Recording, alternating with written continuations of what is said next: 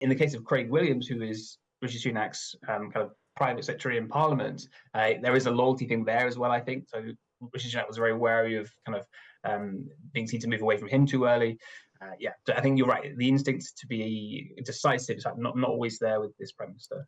But let's start by getting into the detail then of the betting scandal.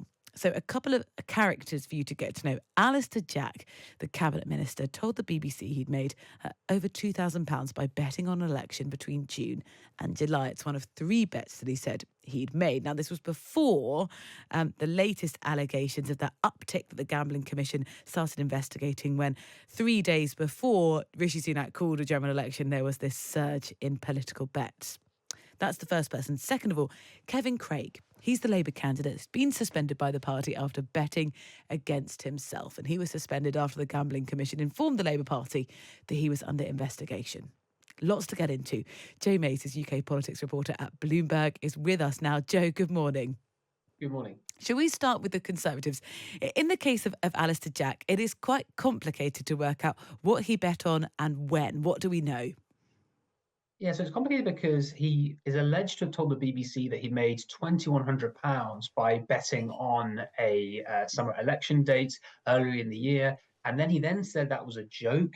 But then he put out a statement last night saying that he didn't put any bets on in the month of May. So that made everyone think, oh, so he did therefore put some bets on. He then clarified that position further to say, oh, yes, I did put a £20 bet on in April on an election being held between July and September, which obviously was successful. But he said that he'd made that bet with no knowledge of when the election was actually going to be. So that's why that part's complicated, because he told different things to different people at different times.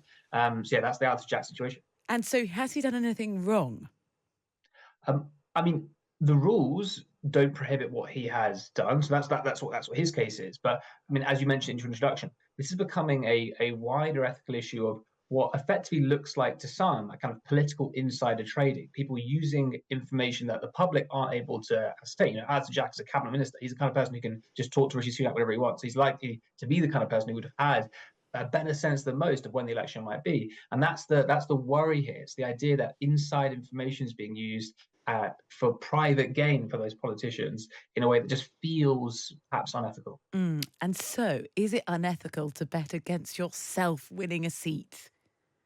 So this is really funny, because I had a teacher at school who was a big fan of Celtic Football Club, and every time Celtic played, he put a bet on the opposition winning, because it gave him like a psychological comfort and buffer, such that if Celtic lost, he made some money. And I think that's almost what's happening here. Also, many people do this kind of thing when they bet on an unfavourable outcome, such that if the outcome happens, they get some money. I think that is potentially what's happened here with Kevin Craig. And if anything, I think that there is perhaps a tradition amongst some MPs of doing this, because it does mean that if they don't win, at least they get to take some money home at the end of the day. So it's in the same kind of bracket of, in a moment of politics, trying to make money. But again, that can feel quite wrong to some people.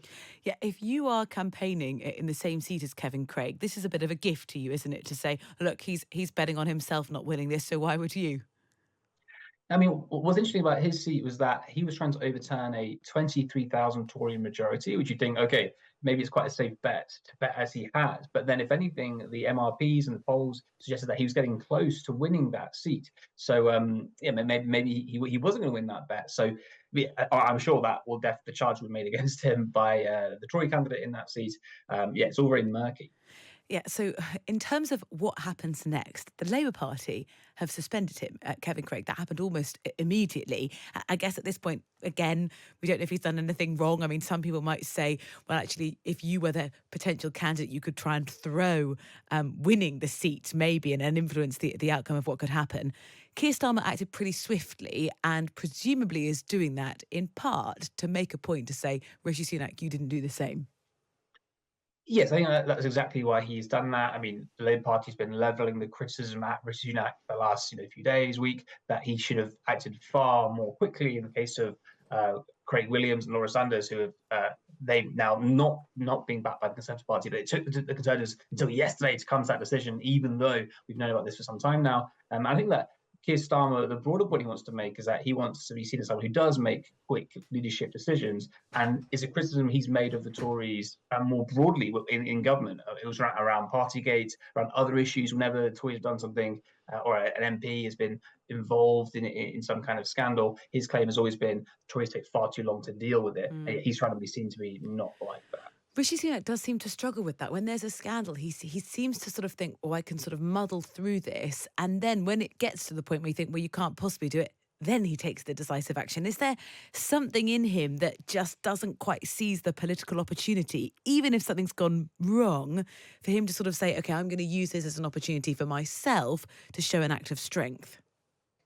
Yeah, I think it could be a bit of that. I mean, I think that in the gambling case, his line has been, due process needs to happen, an investigation needs to occur, and then once that's done, then appropriate action will be taken. Innocent until proven guilty. But then, seemingly yesterday in that case, oh no, we are now suspending those two Tory candidates when we're not backing them in this election. So there was like a change in that position, which maybe is not consistent with the previous line. I think, in the case of Craig Williams, who is Rishi Sunak's kind of private secretary in Parliament, there is a loyalty thing there as well, I think. So Rishi Sunak was very wary of kind of being seen to move away from him too early. So I think you're right. The instinct to be decisive is not always there with this Prime Minister. Yeah. I wonder how big this is. I mean, is this sort of the next Partygate or the next expenses scandal? My sense is it is not as large as that, but it's still nevertheless something that is coming up among voters who just see it as another case where politicians are acting in their private interest and not necessarily in the public's interest. And it's the kind of individual level behavior that does really resonate with voters, because you can really understand what's happened there, and you can really think that it seems like in some ways basically a corrupt act that's occurred, and that really bothers people, of course. It's certainly angering voters. And we're hearing from some politicians to say this is coming up on the doorstep. Yes, and I think that what's happened is that this should be, the final stretch of the election campaign where we're all focusing on the big issues, we're all focusing on how we might vote. But instead, the front pages are being overshadowed, dominated by this issue, which is not about the issues facing the country, but instead it's about what seems like corrupt behaviour amongst politicians. It's hardly a great look.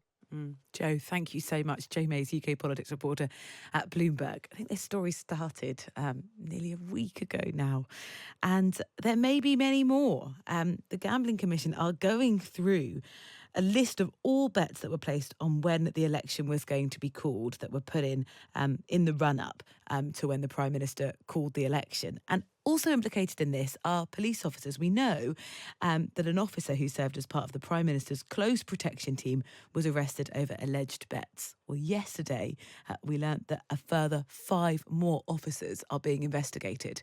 We're going to get the police's perspective on this in about 20 minutes' time. But the wider question here of these politicians, whether you're on the Labour Party or the Conservative Party, is it appropriate for politicians to make political bets? Mike, good morning, says, I don't believe it would be in the public interest for an outright ban on political betting. But if I were a political party, then I'd forbid the candidates, MPs and paid employees from political betting and in relation to betting on the general election date. Just bring back the Fixed Term Parliament Act and that problem disappears overnight. Andrew, good morning, says, of course politicians should be stopped from betting. Jockeys can't, footballers can't. Insider dealing is illegal in finance. If politicians haven't worked out themselves, this is a terrible look, and the vast majority have, then it should be banned.